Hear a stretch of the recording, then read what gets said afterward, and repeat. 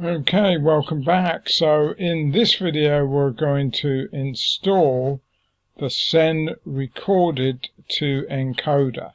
Now, a couple of things that are really important. For this to work, the streamer and the encoder must be on the same server. So normally what you would do is just use the installer that will add these into two separate folders. If you have it on two different servers, then this will not work.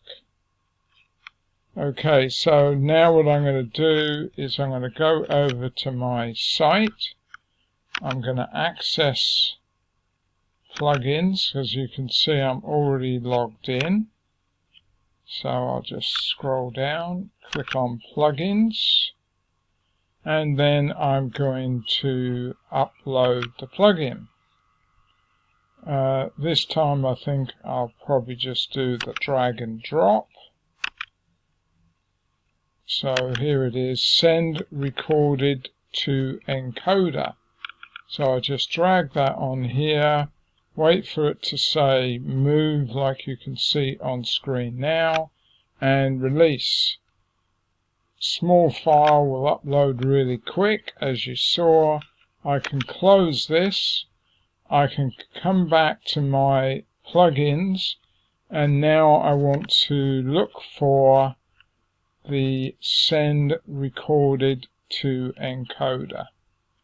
So let's just keep scrolling down, and hopefully I will find it. Here we go. So no additional steps at this point, so just enable it by turning on this toggle, and that is done. It does remind you here the streamer and then it does remind you that the streamer has to be on the same server as the encoder, so just remember that. It does have a help file here which takes you to this, which just explains that if you want to record the output, then you need to add these lines into your config file here. So I'll just show you that I've done that on mine. So I'll just copy that. I'll come down here. I'll paste this in. And I'll wait for that to load. And then what you'll see is I've added those lines just here. See, recorder, video, record all, record path, record notify on,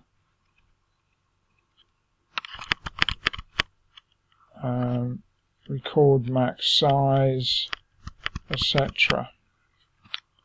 So that's done, so I can just exit out of there.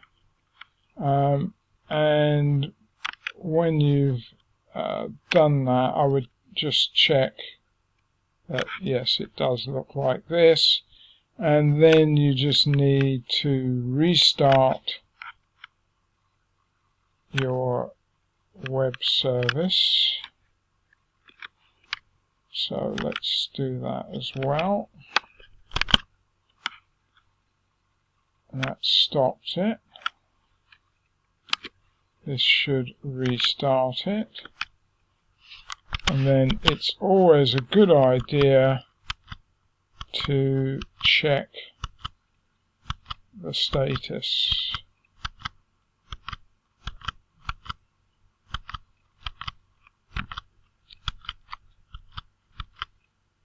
There we go, status.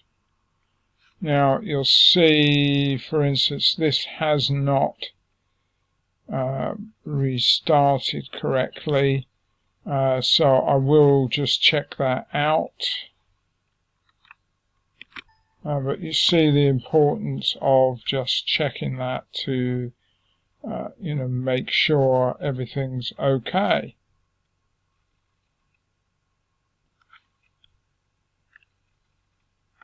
Okay, so that was quickly fixed. So what I did was just restart it from here. And if I then show you the status, you can see it's running.